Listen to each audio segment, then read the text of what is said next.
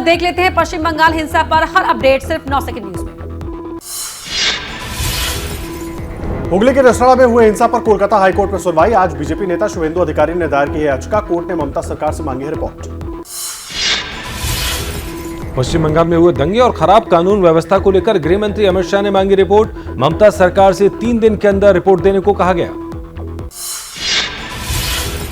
Bengal BJP अध्यक्ष ने गृह मंत्रालय को लिखी चिट्ठी, कहा हिंदुओं और अल्पसंख्यकों को लगातार बंगाल में बनाया जा रहा है निशाना। पश्चिम बंगाल के राज्यपाल सीवी आनंद बोस ने किया हुगली के हिंसा प्रभावित इलाकों का दौरा। कहा केंद्र और राज्य सरकार भीड़ तंत्र को खत्म करने के लिए मिलकर काम करेगी। पश्चिम बंगाल हिंसा को लेकर राज्यपाल से मिला बीजेपी का प्रतिनिधिमंडल। प्रदेश अध्यक्ष सुकांता मजूमदार ने कहा रामनवमी की हिंसा पूर्व नियोजित थी, केंद्र से हस्तक्षेप की मांग। बीजेपी नेता लॉकेट चैटर्जी का राज्य सरकार पर हमला, कहा सांप्रदायिक तनाव के पीछे ममता बनर्जी, हमलावरों को गिरफ्तार नहीं कर रही है पुलिस। बीजेपी प्रदेश अध्यक्ष सुकांत मजूमदार को हुगली के हिंसा प्रभावित इलाकों में जाने से पुलिस ने रोका। रविवार को हुई हिंसा के बाद क्षेत्र में तनाव, धारा 144 लागू। बंगाल बीजेपी अध्यक्ष सुकांत मजूमदार ने कहा राजनीतिक रूप से लगाई गई धारा 144 सिर्फ 2 लोग जाना चाहते थे, लेकिन जाने नहीं दिया गया। टीएमसी झूठ फैला रही है। रामनवमी में हिंसा को लेकर कोलकाता में बीजेपी कार्यकर्ताओं का प्रदर्शन। सड़क पर उतरे भारतीय जनता ट्रेड यूनियन के सदस्य, राज्य सरकार के खिलाफ जमकर की नारेबाजी। रामनवमी हिंसा को लेकर ममता बनर्जी ने बीजेपी को ठहराया जिम्मेदार। कहा यह एक आपराधिक हिंसा, सीपीएम के रास्ते पर बीजेपी, दंगा करने के लिए बाहर से बुलाए गए लोग। बीजेपी नेता दिलीप घोष ने कहा ममता बनर्जी से संभल नहीं रहा है बंगाल। बंगाल में सामान्य हो गए सांप्रदायिक हिंसा, चुनाव जीतने के लिए माहौल बनाया जा रहा है। बंगाल हिंसा के आरोपी सुमित शाह को मुंगेर से किया गया गिरफ्तार। रामनवमी के दौरान हावड़ा में भड़की थी हिंसा। सुमित का पिस्टल लहराते हुए वीडियो हुआ था वायरल। रामनवमी हिंसा के 5 दिन बाद भी बिहार शरीफ के कई इलाकों में तनाव। पूरे जिले में इंटरनेट सेवा बंद, भारी संख्या में पुलिस बल है तैनात। उससे जुड़ी खबरें आपको दिखा देते हैं 9 सेकंड न्यूज में। नालंदा हिंसा पर यह बड़ी खबर है। रामनवमी हिंसा के 5 दिन बाद भी बिहार शरीफ के कई इलाकों में तनाव है। पूरे जिले में इंटरनेट सेवा बंद है, भारी संख्या में पुलिस बल को तैनात किया गया है। नालंदा हिंसा को लेकर अब तक 130 लोग गिरफ्तार। नालंदा के एसपी अशोक मिश्रा ने कहा सद्भावना यात्रा के जरिए शांति बहाल करने की कोशिश, अभियुक्तों की संपत्ति जब्त की जाएगी। सासाराम हिंसा में अब तक 49 लोग गिरफ्तार। आज से खुल जाएंगे सभी स्कूल, कॉलेज और कोचिंग संस्थान। अगले आदेश तक रोहतास में इंटरनेट सेवा बंद। हिंसा के बाद सासाराम के हालात में सुधार, लेकिन अब भी लटके हैं कई घरों में ताले। हिंसक झड़प के बाद हिंदू मुस्लिमों के कई परिवारों ने घर छोड़ा। बिहार हिंसा को लेकर कांग्रेस का बीजेपी पर हमला, कहा जब तक सरकार में थी बीजेपी तब तक ऐसी घटना नहीं घटी। बीजेपी जैसे ही सरकार से अलग हुई दंगे शुरू हो गए। झारखंड के साहिबगंज में हिंसा के बाद तनाव बरकरार, इंटरनेट सेवा बंद है। गिरफ्तारी न होने से लोगों में गुस्सा। अब हिंसा पर हो रही सियासी बयानबाजी से जुड़ी खबरें देखिए 9 सेकंड न्यूज में। हिंसा को लेकर केंद्रीय मंत्री अनुराग ठाकुर का बड़ा बयान, कहा पश्चिम बंगाल और बिहार सरकारें कर रही हैं तुष्टीकरण की राजनीति। दोनों ही राज्यों के सीएम करते हैं पक्षपात। बिहार में हिंसा के लिए असदुद्दीन ओवैसी ने नीतीश सरकार पर साधा निशाना। कहा हिंसा रोकने में नीतीश सरकार नाकाम। दंगे में बीजेपी और राज्य सरकार के लोगों ने किया शक्ति प्रदर्शन। बिहार बीजेपी अध्यक्ष सम्राट चौधरी ने कहा नीतीश कुमार से बिहार नहीं संभल रहा है। मुस्लिम तुष्टीकरण की राजनीति में व्यस्त हैं। बिहार में जिहादियों को संरक्षण दे रहे हैं। जेडीयू अध्यक्ष ललन सिंह ने कहा बीजेपी के लोग माहौल बिगाड़ने की कर रहे हैं कोशिश। सासाराम और नालंदा में भड़के दंगे को 8 घंटे में नियंत्रित कर लिया गया था। आरजेडी के राष्ट्रीय महामंत्री श्याम रजक का बयान, जांच कमेटी की रिपोर्ट के बाद साफ हो जाएगा कि हिंसा के पीछे कौन। बीजेपी और आरएसएस दंगे का रूप देना चाह रहे थे। बिहार हिंसा को लेकर नीतीश के मंत्री अशोक चौधरी का बयान, कुछ उदंड लोगों ने माहौल बिगाड़ने की कोशिश की, लेकिन अब नियंत्रण में हालात, सरकार पूरी तरह मुस्तैद है। और आइए अब देख लेते हैं देश की बड़ी खबरें 9 सेकंड में। सिक्किम में एवलांच से तबाही, नाथुला बॉर्डर पर आए बर्फीले सैलाब में दबकर 7 सैलानियों की मौत। बर्फ में दबी गाड़ियां, मरने वालों में एक महिला और एक बच्चा भी शामिल। गैंगटॉक को नाथुला से जोड़ने वाली सड़क पर हुआ एवलांच, 25 से ज्यादा लोगों को बचाया भी गया। बीआरओ ने चलाया ऑपरेशन। जम्मू कश्मीर में सक्रिय आतंकवादी संगठन टीआरएफ ने आरएसएस नेताओं को दी धमकी। 30 नेताओं की लिस्ट जारी कर कहा, हम इन नेताओं को निशाना बनाएंगे, आने वाले वक्त में बहेगा खून। राष्ट्रपति द्रौपदी मुर्मू से मुलाकात की भूटान नरेश जिग्मे खेसर नामग्याल वांगचुक ने। पीएम मोदी ने कहा, भूटान नरेश के इस दौरे से दोनों देशों के संबंध और मजबूत होंगे। शराब घोटाले में गिरफ्तार पूर्व डिप्टी सीएम मनीष सिसोदिया की जमानत याचिका पर आज फैसला संभव। दिल्ली की राउज एवेन्यू कोर्ट में होगी सुनवाई। 14 विपक्षी पार्टियों की याचिका पर सुप्रीम कोर्ट आज करेगा सुनवाई। जांच एजेंसियों के दुरुपयोग का केंद्र सरकार पर लगाया है आरोप। वर्शिप एक्ट को चुनौती देने वाली याचिकाओं पर एससी में सुनवाई आज। एक्ट के मुताबिक 15 अगस्त 1947 से जो पूजा स्थल जिसके पास है उसे दूसरे धर्म के पूजा स्थल में तब्दील नहीं किया जा सकता। मथुरा में श्री कृष्ण जन्मभूमि शाही ईदगाह के सर्वे की तैयारी। अमीन शिशुपाल यादव की अपील पर कोर्ट ने दिए पुलिस फोर्स मुहैया कराने के निर्देश। पद्म पुरस्कार समारोह का दूसरा और अंतिम भाग का आयोजन आज शाम 6 बजे। राष्ट्रपति द्रौपदी मुर्मू करेंगी सम्मानित। आज पुरस्कार पाने वालों में स्वर्गीय मुलायम सिंह का नाम भी शामिल। जल शक्ति मंत्री गजेंद्र सिंह शेखावत ने कहा कि देश के 60% ग्रामीण घरों में पहुंचने लगा है नल से पानी, पीने का पानी। पीएम मोदी ने बताया बड़ी उपलब्धि। 9 सेकंड न्यूज में अब बात राजधानी दिल्ली और उसके आसपास की खबरों की। गोल्डी बरार गैंग के बदमाश दीपक बॉक्सर को लेकर भारत पहुंची दिल्ली पुलिस। मैक्सिको में एफबीआई की मदद से किया था गिरफ्तार। Builder Amit Gupta murder case में थी तलाश। दिल्ली पुलिस ने कहा, गृहमंत्री अमित शाह के निर्देश पर विदेशों में गैंगस्टर्स पर शिकंजा कसना शुरू हो चुका है। एमएचए ने दीपक बॉक्सर की गिरफ्तारी का आदेश दिया था। All India anti terrorist front के अध्यक्ष एमएस बिट्टा को मिली जान से मारने की धमकी। दिल्ली के नॉर्थ एवेन्यू थाने में शिकायत दर्ज। विदेश के अनजान नंबर से गैंगस्टर गोल्डी बराड़ के नाम से मिली धमकी। दिल्ली के नेपसराय इलाके में 17 साल की लड़की पर कुत्ते ने किया हमला। विदेशी नस्ल के कुत्ते के काटने से लड़की गंभीर तौर पर घायल। पुलिस ने कुत्ते के मालिक के खिलाफ केस किया दर्ज। दिल्ली में अगले कुछ दिनों में बढ़ेगी गर्मी। मौसम वैज्ञानिकों के मुताबिक अगले 5 दिनों में तापमान 36 डिग्री तक जाने का अनुमान है। बारिश न होने के आसार। केजरीवाल कैबिनेट ने 200 यूनिट तक मुफ्त बिजली को जारी रखने की दी मंजूरी। मंगलवार को दिल्ली कैबिनेट की हुई बैठक। 200 से 400 यूनिट पर 50% की छूट। दिल्ली में वकीलों के लिए जारी रहेगी लाइफ और mediclaim insurance policy. Delhi cabinet ने दी मंजूरी। केजरीवाल ने चुनाव प्रचार के दौरान किया था वादा। हनुमान जयंती से पहले गाजियाबाद में पुलिस ने हिंसा से निपटने के लिए मॉक ड्रिल किया। दंगाइयों को काबू में करने का किया अभ्यास। यूपी के गाजियाबाद में मरीज की मौत के बाद परिजनों ने प्राइवेट अस्पताल में किया हंगामा। डॉक्टर्स पर लगाया इलाज में लापरवाही का आरोप। सड़क जाम कर आरोपियों पर कार्रवाई की मांग। मौके से डॉक्टर हुए फरार। यूपी के गाजियाबाद में हनुमान जी की मूर्ति पर स्थानीय लोग और प्रशासन में भिड़ंत। मूर्ति हटाने का विरोध। और आइए अब देख लेते हैं देश की राजनीति से जुड़ी हुई बड़ी खबरें 9 सेकंड न्यूज में। संसद के बजट सत्र का आखिरी 2 दिन। अदानी मामले और विदेश में राहुल के बयान को लेकर पक्ष विपक्ष का सदन में संग्राम जारी। आज भी हंगामे के आसार। बजट सत्र के बचे आखिरी 2 दिनों को लेकर विपक्ष की अहम बैठक। आज संसद परिसर में जुटेंगे विपक्षी दल के सांसद। आगे की रणनीति पर होगा विचार। 10:30 बजे कांग्रेस सांसदों की बैठक है।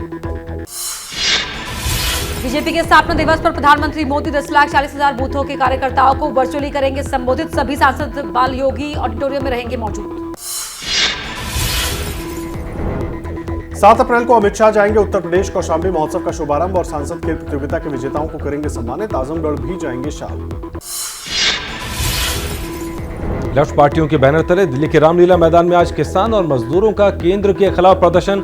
ठेकेदारी प्रथा खत्म करने, एमएसपी पर कानून बनाने और कर्ज माफी की है मांग। केजरीवाल और भगवंत मान आज पंजाब में सीएमडी योगशाला का करेंगे उद्घाटन। पंजाब के स्वास्थ्य मंत्री ने कहा, सीएमडी योगशाला से आसानी से योग प्रशिक्षक मिल सकेगा। कांग्रेस का मोदी सरकार पर आरोप। कहा, विफलताएं छिपाने के लिए ओबीसी कार्ड खेल रही है केंद्र सरकार। ओबीसी के लिए अलग विभाग बने और क्रीमी लेयर की सीमा बढ़ाई जाए। अरुणाचल के कई स्थानों का चीन ने बदला नाम, ना बदलने को लेकर छत्तीसगढ़ के सीएम बघेल ने कहा, राहुल गांधी इस मुद्दे को कई बार उठा चुके हैं, सरकार को चुप नहीं रहना चाहिए। जेपी नड्डा आज सुबह 9 बजे जेपी नड्डा थोड़ी देर में करेंगे बीजेपी सोशल मीडिया वर्कशॉप का उद्घाटन। कल पार्टी मुख्यालय में बीजेपी राष्ट्रीय सोशल मीडिया की बैठक को किया था संबोधित। गौरव यात्रा कार्यक्रम को संबोधित करते हुए देवेंद्र फडणवीस ने उद्धव ठाकरे पर साधा निशाना, कहा मैं फड़तूस नहीं कारतूस हूं, याद रखना झुकेगा नहीं, मैं तो घुसेगा। पीएम के दौरे से पहले तेलंगाना के बीजेपी अध्यक्ष संजय कुमार गांधी गिरफ्तार का, पेपर लीक मामले में मेरा सवाल पूछना सरकार को चुभ गया। तेलंगाना बीजेपी अध्यक्ष संजय गांधी की गिरफ्तारी से गुस्साए पार्टी कार्यकर्ताओं का प्रदर्शन, पुलिस और प्रशासन के खिलाफ नारे लगाए।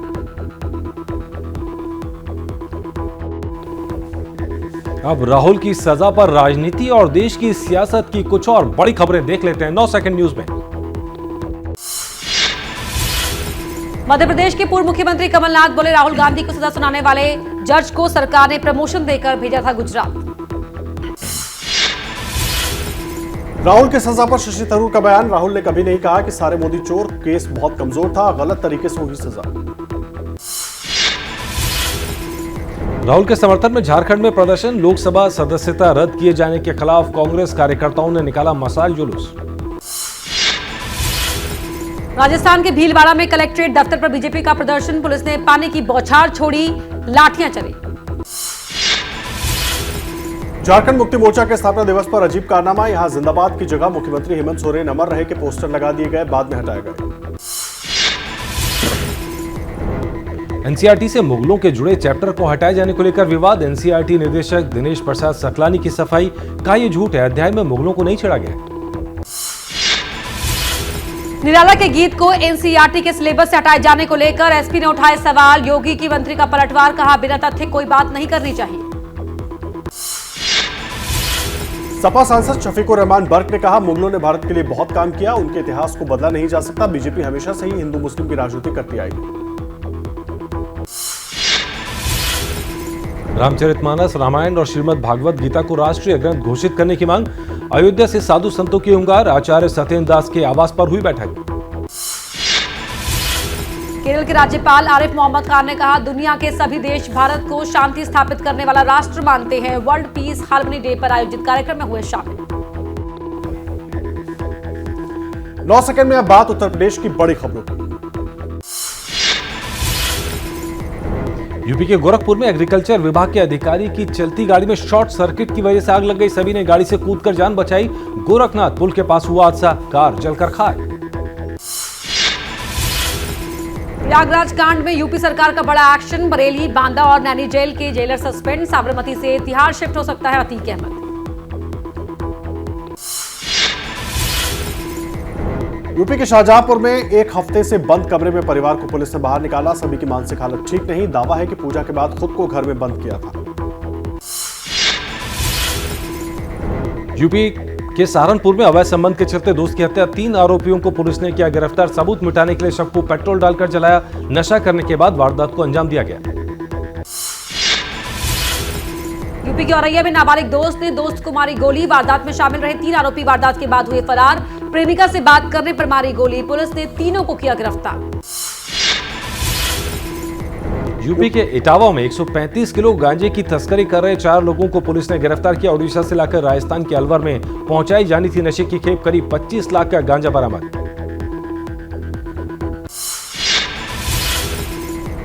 गोरखपुर के डीडीयू में हरिवंश राय बच्चन की मधुशाला और वेद प्रकाश शर्मा की पुलिस वाला गुंडा कोर्स में शामिल, हिंदी विभाग के नए सत्र के पाठ्यक्रम में जोड़े गए अध्याय पर बढ़ा विवाद। यूपी के कन्नौज में हिंसा भड़काने के आरोपी पूर्व प्रधान तोताराम की अवैध तरीके से कमाई गई करीब 12 करोड़ की संपत्ति कुर्क गैंगस्टर एक्ट में हुई कार्रवाई, जेल में बंद है आरोपी। और अब देख लेते हैं यूपी की सियासी हलचल से जुड़ी खबरें 9 सेकंड न्यूज में। लखनऊ में आज शाम 4 बजे योगी कैबिनेट की बैठक, कई अहम प्रस्तावों पर लग सकती है मुहर, लोक भवन में होगी कैबिनेट की बैठक।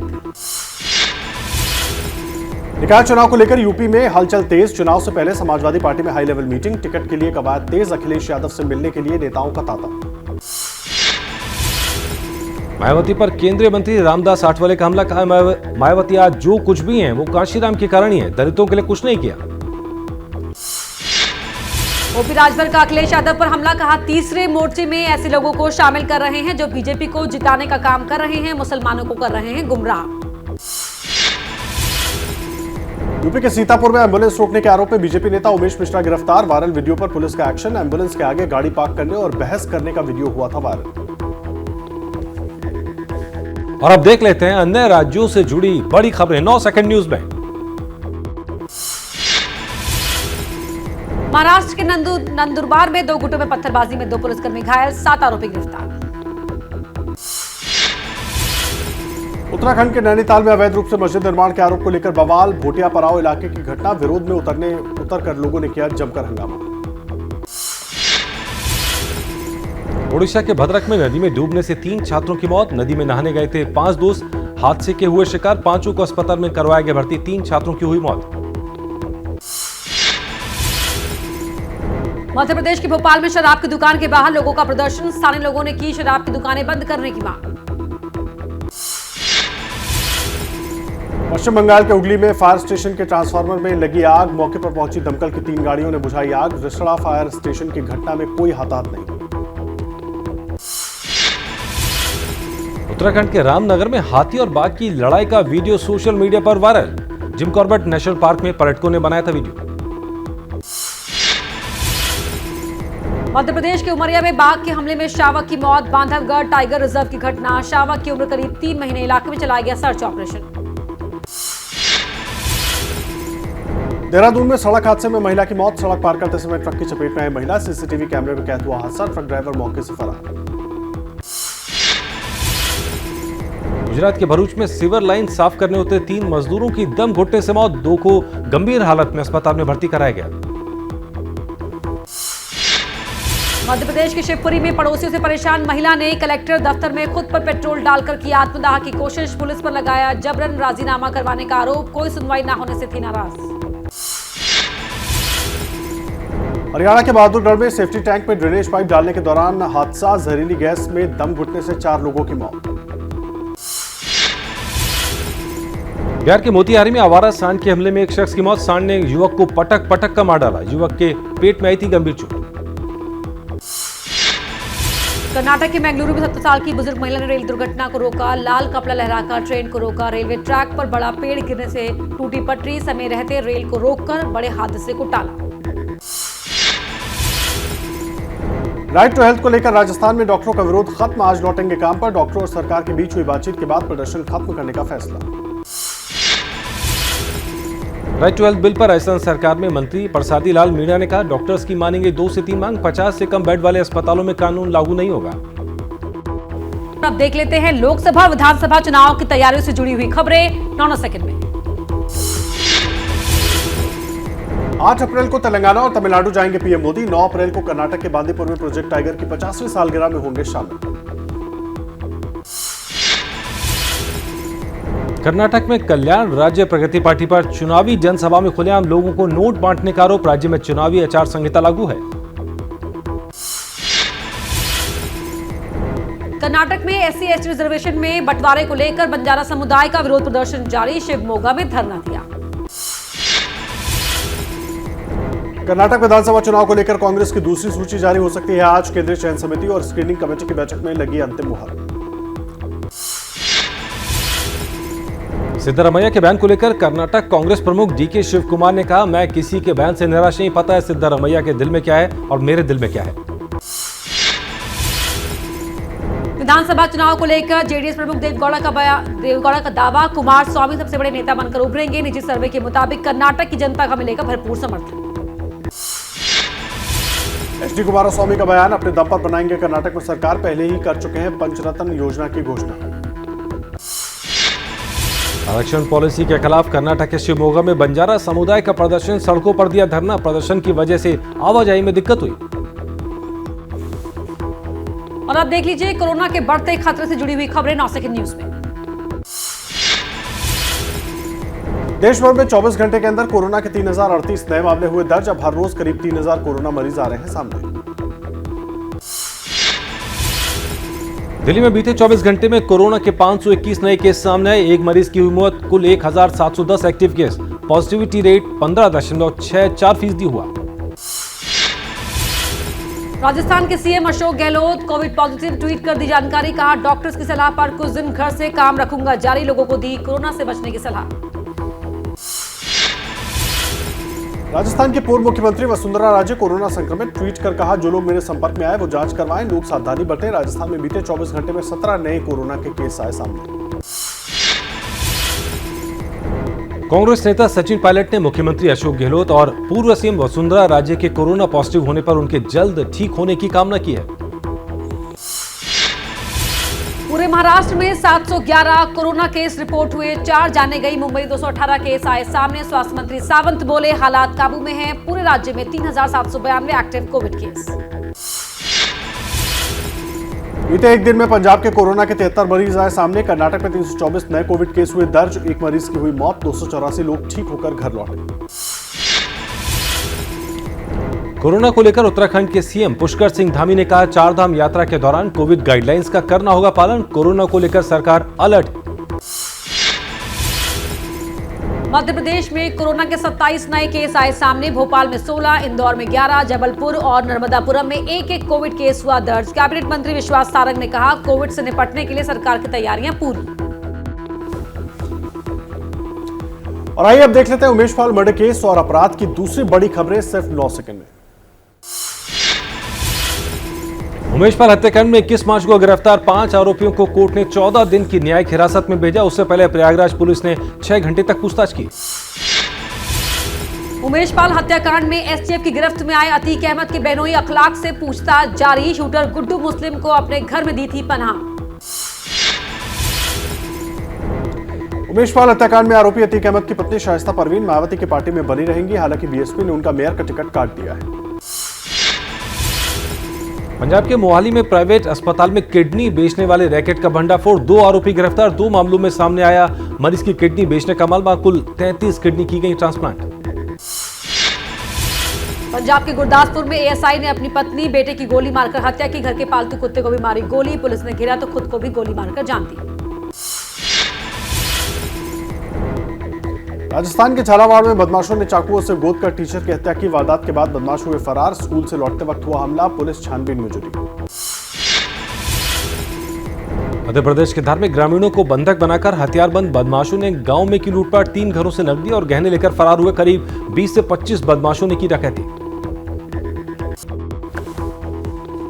9 सेकंड में अब बात बर्फबारी और कुदरत के तूफानी कहर से जुड़ी खबरों की।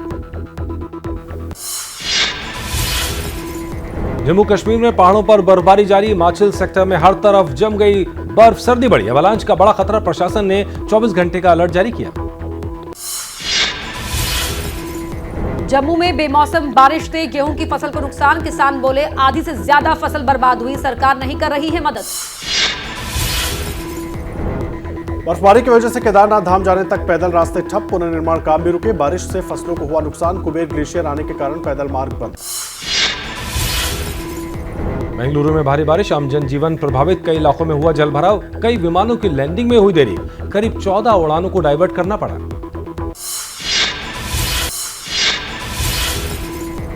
कनाडाई प्रांत ओंटारियो में जंगली पक्षियों के संपर्क के बाद H5N1 एवियन इन्फ्लुएंजा से एक कुत्ते की मौत। कनाडा के स्वास्थ्य अधिकारियों ने बताया कि पहली बार है जब किसी कुत्ते में H5N1 के नए प्रकार के स्ट्रेन को पाया गया है।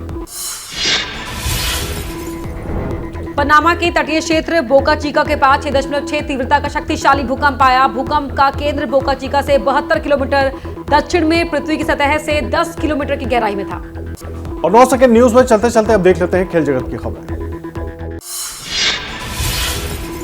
इंडियन प्रीमियर लीग में आज राजस्थान रॉयल्स और पंजाब किंग्स के बीच मुकाबला। शाम 7:30 बजे गुवाहाटी में होगा मैच। दिल्ली कैपिटल्स और गुजरात टाइटंस का मैच देखने दिल्ली के अरुण जेटली स्टेडियम पहुंचे क्रिकेटर ऋषभ पंत। फोटोज और वीडियोस हुए वायरल। बड़ी खबर आपको बता दें, केरल ट्रेन आगजनी मामले में बड़ी कामयाबी मिली है। महाराष्ट्र एटीएस ने एक संदिग्ध को रत्नागिरी रेलवे स्टेशन से हिरासत में लिया है। संदिग्ध सिविल अस्पताल में अपना इलाज करवा रहा था।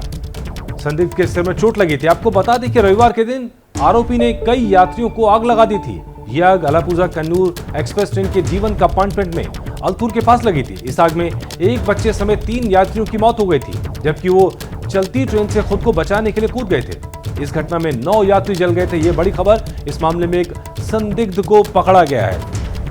हमारे संवाददाता सूरज ओझा इस खबर पर हमारे साथ हैं। सूरज, क्या अपडेट है? आखिर पहचाना कैसे इस आरोपी को? देखिए, अलापुजा कन्नूर एक्सप्रेस के D1 कंपार्टमेंट में रविवार के दिन रात 9:30 बजे के आसपास आग लगी थी, जिसके बाद से पुलिस ने एक संदिग्ध का स्केच बनाया था और उस स्केच के आधार पर अगल बगल के रेलवे स्टेशन के CCTV भी खंगाले गए थे। उसके बाद अलग अलग राज्यों की जो एजेंसी है वो इस मामले में जांच कर रही थी, साथ ही केंद्रीय जांच एजेंसियां भी जांच कर रही थी। तब जाके एजेंसी को पता चला कि ये जो संदिग्ध है रत्नागिरी के सिविल अस्पताल में अपना इलाज करा रहा है, लेकिन इलाज के दौरान संदिग्ध वहां से फरार हो जाता है और रत्नागिरी रेलवे स्टेशन पे पहुंच जाता है। लेकिन महाराष्ट्र ATS और जो सेंट्रल एजेंसी के अधिकारी हैं उन्होंने जाबाज तरीके से उस संदिग्ध को रत्नागिरी रेलवे स्टेशन से गिरफ्तार कर लिया, हिरासत में ले लिया। अब केरला पुलिस यहां पर आएगी, उस आरोपी की कस्टडी लेगी और फिर आगे की जांच की जाएगी कि आखिर वो किस चीजों से प्रभावित था, आखिर उसने इस तरह की आगजनी क्यों की जिसमें 3 लोगों की मौत हो गई और 9 लोग गंभीर रूप से जलकर जख्मी हो गए थे। तो ये मामला काफी गंभीर है, कहीं रेडिकल एंगल, कहीं टेरर एंगल तो नहीं है। इस तमाम एंगल की जांच फिलहाल पुलिस कर रही है। जी बहुत शुक्रिया सूरज आपका इस पूरी जानकारी के लिए। तो 3 यात्रियों की मौत हो गई थी इस हमले में और आपको बता दें कि संदिग्ध को पुलिस ने गिरफ्तार कर लिया। अब केरल ATS जो है उसे लेकर आएगी और महाराष्ट्र ATS की हिरासत में फिलहाल ये संदिग्ध है जो अपने सिर पर लगी चोट का इलाज करने के लिए अस्पताल था, लेकिन वहां से वो फरार हो गया। बाद में उसे रत्नागिरी रेलवे स्टेशन से गिरफ्तार कर लिया गया है। तो रत्नागिरी स्टेशन से उसे हिरासत में लिया गया है। बड़ा अपडेट इस वक्त हम आपको बता रहे हैं। रत्नागिरी से उस आरोपी को पकड़ लिया गया है जिसने कन्नूर एक्सप्रेस में आग लगाई थी, जो उस पर आरोप लग रहा है। और बड़ी बात यह कि बैठने को लेकर विवाद हुआ था जो अब तक बताया जा रहा है, और उसके बाद एक बोतल में पेट्रोल भर के आग लगाकर फेंका गया जिसमें 3 लोगों की जान भी चली गई। और अब बढ़ते आगे बात देश में फिर बढ़ते कोरोना के कहर और डर की कर लेते हैं। संक्रमितों की तादाद लगातार बढ़ती जा रही है। पिछले कुछ दिनों से रोजाना 3000 से ज्यादा केसेस सामने आ रहे हैं। अब राज्यों ने रिव्यू मीटिंग लेना शुरू कर दिया है और मास्क वाली गाइडलाइंस वापस आने लगी है। असल में कोरोना का मीटर जिस रफ्तार से दौड़ रहा है उसने स्टेटस के साथ लोगों की चिंता को भी बढ़ा दिया है। अब रोजाना देश में कोरोना के मामले 3000 से ज्यादा रिकॉर्ड हो रहे हैं। 24 घंटे में 3038 नए मरीज डिटेक्ट हुए हैं। कोरोना का विस्फोट किस तरह हुआ है इसका अंदाजा इन आंकड़ों से लगता है कि पिछले 1 महीने में नए केस की संख्या 9 गुना बढ़ गई है। 3 मार्च को 334 नए केसेस सामने आए थे, जबकि 29 मार्च के बाद से रोजाना 3000 से ज्यादा केसेस सामने आ रहे हैं। नए केस में बढ़ोतरी के चलते पिछले 1 महीने में एक्टिव केस में भी 7.5 गुना की बढ़ोतरी हुई है। 3 मार्च को एक्टिव मरीजों की संख्या 2686 थी, जो सोमवार को बढ़कर 21179 हो गई। हालांकि जिस वक्त ये आंकड़े सामने आ रहे थे उसी दौरान पता लगा कि छत्तीसगढ़ के एक गर्ल्स हॉस्टल में सोमवार को 19 छात्राएं संक्रमित पाई गई। एडमिनिस्ट्रेशन ने सभी को क्वारंटीन कर दिया है। इन छात्राओं के संपर्क में आने वाले दूसरे छात्रों की भी जांच हो रही है। अब जिस तरीके से कोरोना के मामलों में इजाफा हो रहा है उसने एक बार फिर कोरोना की दूसरी और तीसरी लहर जैसा डर पैदा कर दिया है।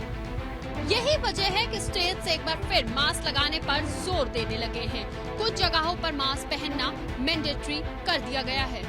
महाराष्ट्र के सतारा में सरकारी और सह सरकारी कार्यालयों, कॉलेजेस और बैंकों के कर्मचारियों और स्टाफ के लिए मास्क पहनना अनिवार्य कर दिया गया है। सतारा के लोगों को भी मास्क और सोशल डिस्टेंसिंग फॉलो करने की सलाह दे दी गई है। तमिलनाडु के अस्पतालों में तो 1 अप्रैल से मास्क जरूरी किया जा चुका है। यहाँ doctors, nurses, medical staff, patients और विजिटर्स को हर वक्त मास्क पहने रखना होगा। हरियाणा में 100 से ज्यादा लोगों की गैदरिंग पर मास्क पहनना जरूरी है, जबकि दिल्ली में भी बढ़ते मामलों को देखते हुए मास्क वाली पाबंदियां लौट सकती है। नोट करने वाली बात यह है कि एक बार फिर कोरोना जानलेवा साबित होने लगा है।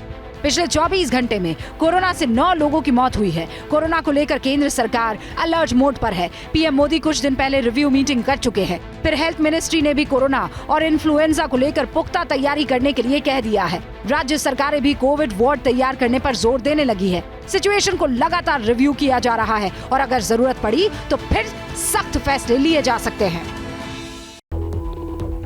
और ऐप को सीधा लेकर चलते हैं। केंद्रीय मंत्री ज्योतिरादित्य सिंधिया क्या कुछ कह रहे हैं, सुनवाते हैं। तो 3 महीने की मोहलत दी जाती थी कि वो व्यक्ति अपील में जा पाए। लेकिन 2013 का सुप्रीम कोर्ट का जो आदेश रहा lily Thomas versus union of India के केस में कि कोई भी व्यक्ति जिसके विरुद्ध सुप्रीम कोर्ट का एक कन्विक्शन का आदेश हो, तत्काल उस व्यक्ति की संसद की सदस्यता बर्खास्त की जाए।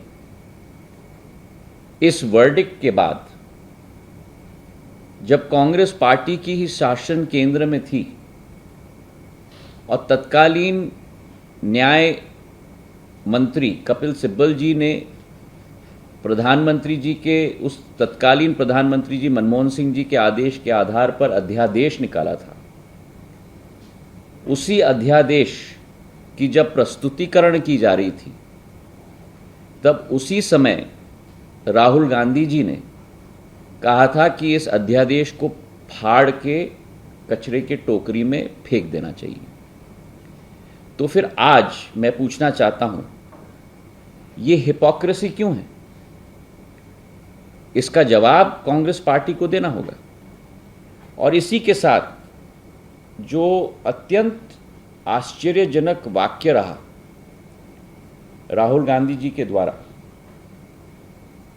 कि मैं गांधी हूं और गांधी कभी माफी नहीं मांगते, और इसी के साथ साथ जो कांग्रेस की विचारधारा और कांग्रेस की नीति सदैव रही है कि जहां पार्टी के वरिष्ठ नेता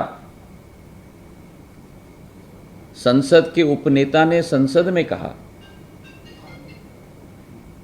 कि गांधी परिवार के लिए न्यायालय में अलग नियम होने चाहिए, ये इस बात का प्रमाण है कि कांग्रेस पार्टी के लिए कुछ लोग फर्स्ट क्लास सिटीजन्स हैं और आप और हम सारे के सारे थर्ड क्लास सिटीजन्स हैं। जो अत्यंत दुखद विषय है कि देश के पार्टी के विपक्ष के पार्टी के नेता एक समुदाय के विरुद्ध ऐसे टिप्पणी करें कि पूर्ण समुदाय चोर है, उस समुदाय को अपमानित करें, हमारे पिछड़े वर्ग को कलंकित करें और उसके बाद ऐसे वक्तव्य दिए जाएं।